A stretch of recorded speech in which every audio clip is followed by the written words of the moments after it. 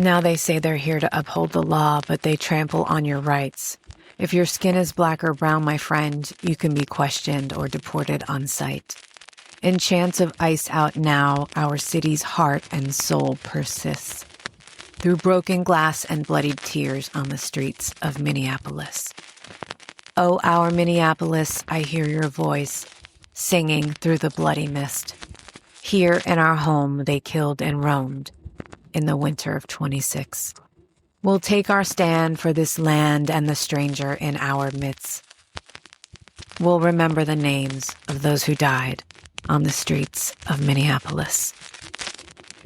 We'll remember the names of those who died on the streets of Minneapolis.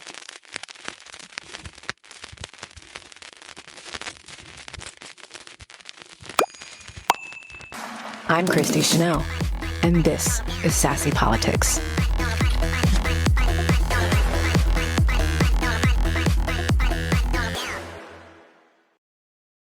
Welcome to Human Politics. I know I have been out for about 3 weeks. I wish I could say I was in Hawaii getting some R&R, but I have been working both day and night.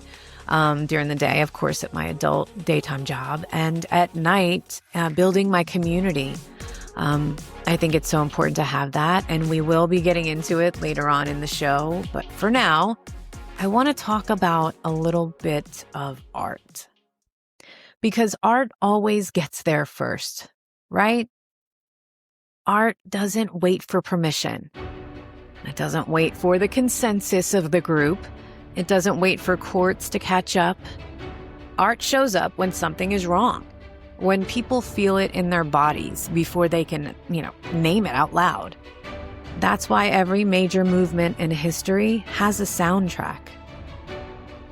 The civil rights movement had "We Shall Overcome." The anti-war movement had folk songs that refused to let the silence do the government's work. The women's movement had voices that said very clearly, "You do not own me." Music isn't decoration. It's documentation. And that's why when Bruce Springsteen writes a song about Minneapolis right now, we should be paying attention. Because he's not predicting history.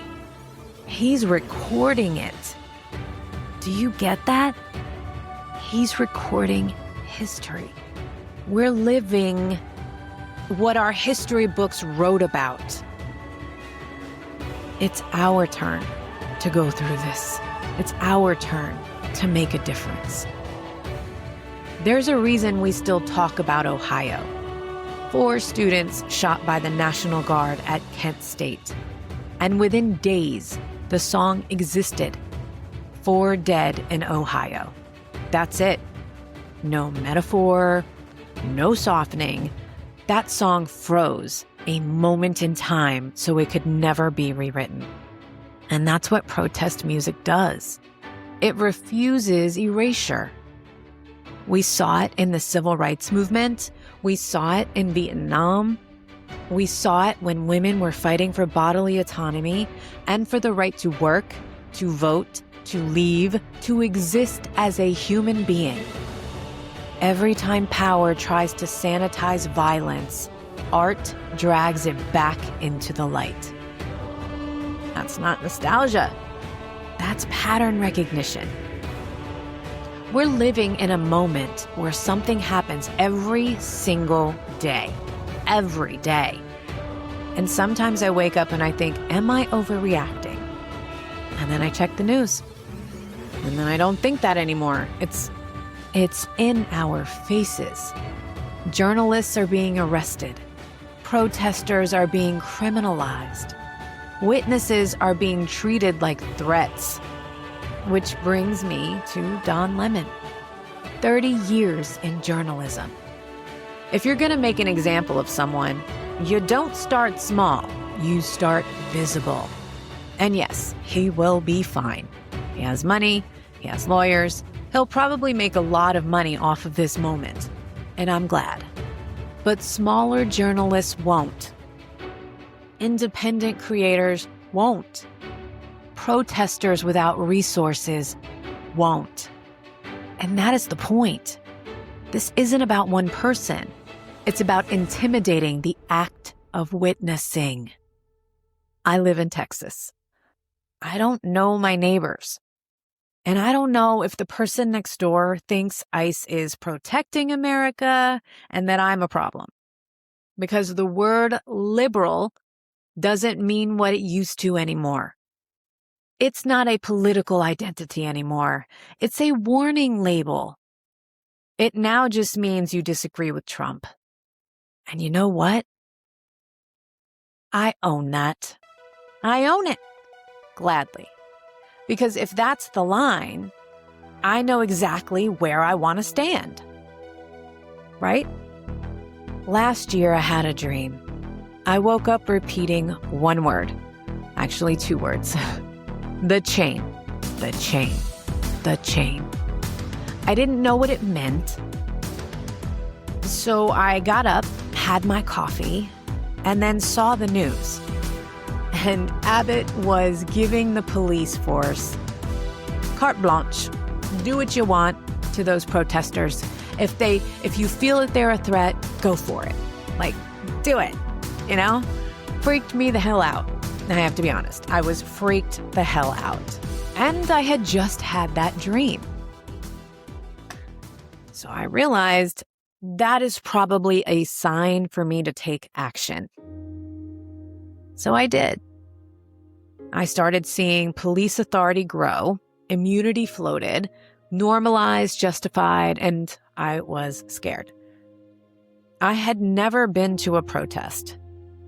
Now I can proudly say I've been to 4.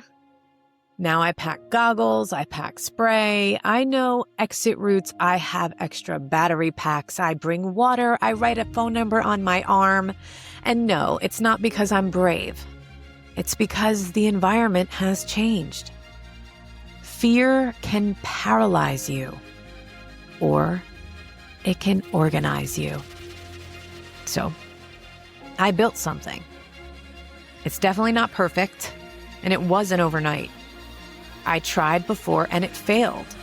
200 people said they wanted to help. 200 people said they wanted to help. And then they just disappeared. And after trying repetitively to get their attention, I gave up. I realized, I guess I can't lead a movement here because nobody's paying attention. And I was sad by it. I was upset by it. I'm like, how can you not get involved? I didn't understand it. So I was like, okay, maybe my involvement needs to be my microphone. Maybe that's where I'm supposed to be. And then this moment came. And everything I had quietly built was suddenly ready. And then I did a post. And it was just a random post. I just had a lot of energy that day. And I was like, is somebody here in Texas that can guide me? Because clearly nobody's taken the lead. And that post exploded. It exploded. And ironically, none of my posts were exploding because algorithm doesn't like me, especially on TikTok. So the fact that that one exploded was validation. It was absolute validation. So I started again, this time in my own backyard.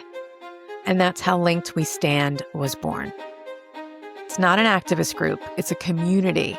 It has states and cities and people who feel the same fear and don't want to be alone.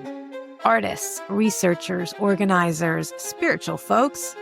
Yes, even a coven. Because honestly, we'll take all the protection that we can get, right? I haven't recorded in 3 weeks, and I owe you that honesty. I do everything myself, as you already know, but there's a clock ticking. I know you can feel it. I can feel it. Preparation is not panic. It's care. We are going to be okay. But not everyone will be untouched. We build systems so smaller journalists don't stand alone. This is how movements survive. And I want to end with a woman's voice. Because women have always carried movements quietly until history catches up. So I'll leave you with this. From Leslie Gore. You don't own me. That line carried generations of women forward, and it still does. We don't belong to fear. We don't belong to silence. We don't belong to authoritarianism. We belong to each other. And we remember the names. Link by link, linked we stand. We are the chain. Get involved.